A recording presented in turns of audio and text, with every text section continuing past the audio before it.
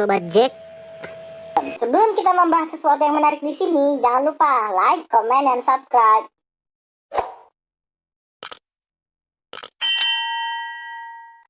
Kali ini, kita akan membahas tentang film Kiss of the Damned yang dirilis pada tahun 2012 dan disutradarai oleh Alexandra Cassavetes.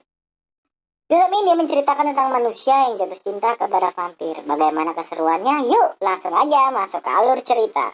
Scene ini diawali dengan memperlihatkan seorang pria bernama Paulo. Dia adalah seorang penulis naskah yang sedang berbelanja di toko buku.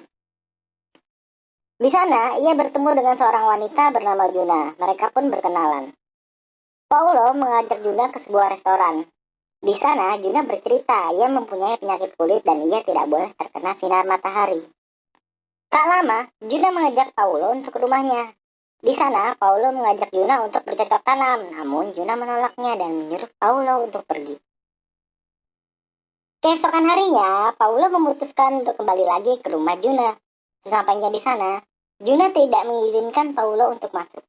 Pada akhirnya, mereka pun mengadu congor di balik pintu dan tiba-tiba Juna menggigit lidah Paulo yang mengakibatkan Paulo berdarah. Keesokan harinya, Paulo mencoba menghubungi Juna, namun Juna tidak menjawab telepon dari Paulo. Ia pun memutuskan untuk kembali lagi ke rumah Juna. Sesampainya di sana, Juna mengizinkan Paulo untuk masuk. Lalu Juna menyuruh Paulo untuk memeriksa detak jantungnya. Paulo pun menyadari bahwa Juna tidak memiliki detak jantung. Juna mengatakan bahwa ia adalah vampir, namun Paulo tidak percaya akan hal itu. Lalu Juna menunjukkan sesuatu kepada Paulo. Terlihat Juna yang sudah dirantai di atas kasur. Di sana, Paulo mencoba untuk menggarap kebun pribadi milik Juna. Seketika itu, tiba-tiba mata gigi Juna berubah. Namun bukannya takut, Paulo malah membuka rantai tersebut dan melanjutkan untuk bercocok tanam. Kalau gue jadi Paulo sih mending lari. Ya namanya juga cowok, udah telanjur Shanghai apapun pasti dilakukan. Dan akhirnya Paulo pun mulai bercocok tanam di kebun pribadi milik Juna. Pada akhirnya, Paulo tergigit di bagian leher yang membuat dia berubah menjadi vampir. Paulo pun memutuskan untuk tinggal bersama Juna. Juna memiliki pembantu yang bernama Irene. Dan akhirnya, setiap malam mereka selalu berburu hewan di hutan. Keesokan harinya, mereka kedatangan seorang tamu yang ternyata dia adalah Mimi, adiknya Juna. Ia juga seorang vampir yang memburu manusia, berbeda dengan Juna dan Paulo yang hanya berburu hewan untuk makanannya. Tak lama, mereka pun berbincang. Juna nampak tidak senang dengan kehadiran Mimi. Mimi berkata bahwa dia hanya ingin tinggal di sini selama 1 minggu. Dengan berat hati, Juna pun mengizinkannya. Scene berpindah ke Mimi yang berada di sebuah klub malam. Ia melirik seorang pria dan pria itu mengikutinya. Sesampainya di luar, Mimi meminta pria itu untuk menciumnya. Mereka pun langsung bercocok tanam dan pada akhirnya pria itu tewas digigit oleh Mimi. Scene berpindah ke Juna yang sedang menelpon dengan temannya yaitu Xenia. Xenia mengajak Juna dan Paulo untuk datang ke pesta. Mereka pun langsung bersiap. Sesampainya di sana, Juna dan Paulo bertemu dengan teman-teman vampir lainnya. Mereka pun berbincang-bincang sembari meminum segelas darah. Tak lama berselang, muncullah Mimi. Turut menghadiri pesta tersebut, Xenia pun menyambutnya. Para vampir berkumpul di suatu ruangan membahas mengenai kelangsungan hidup mereka ke depannya. Mereka membahas berbagai hal termasuk perlindungan militer terhadap kaum vampir.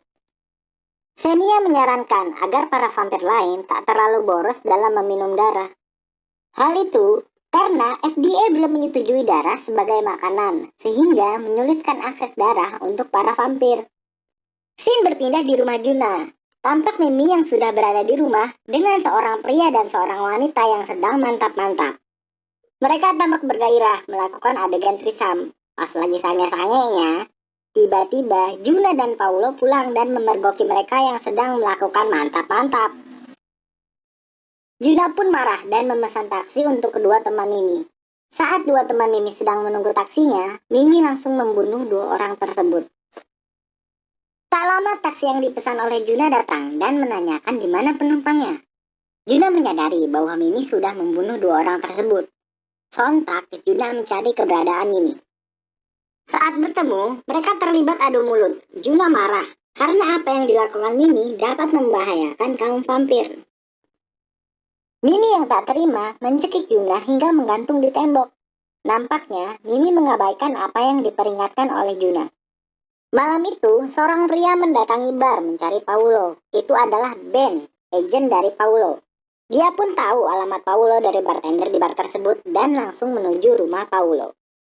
Sesampainya di sana, Paulo menyerahkan hasil pekerjaannya ke Ben. Dan kemudian, mereka makan malam bersama.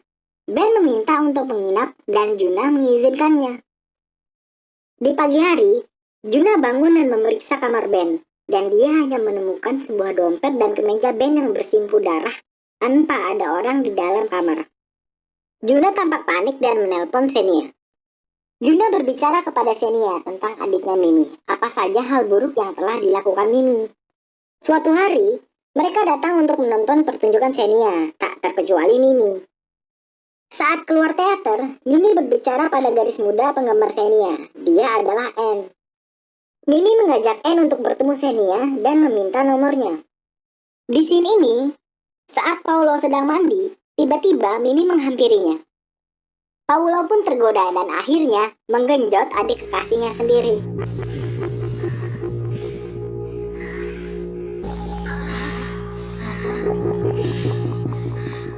Keesokan harinya, Paulo mengajak Juna berkemas karena mereka akan pindah ke luar negeri. Di sisi lain, tampak Mimi datang ke rumah Xenia bersama Anne. Xenia pun tak senang Mimi membawa Anne ke rumahnya. Karena takut tergoda meminum darah Anne yang masih perawan. Xenia sudah 40 tahun tidak meminum darah manusia dan sudah 100 tahun tidak meminum darah perawan. Namun, memang itu niatan Mimi. Dia ingin Xenia meminum darah manusia lagi.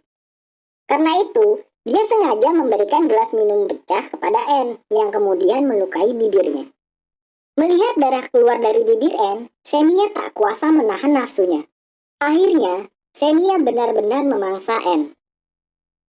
Di lain tempat, Paulo sedang berbincang dengan Juna. Paulo mengaku kalau dia telah bercinta dengan Mimi. Juna menangis. Lalu, ia pun mengakui yang telah memangsa Ben adalah dirinya, bukan Mimi. Scene berpindah ke Mimi yang sedang dalam perjalanan dengan sebuah mobil. Setelah hampir sampai di rumah, ia mengalami kecelakaan dan terluka parah. Ia mencoba keluar dari mobil untuk menuju rumah.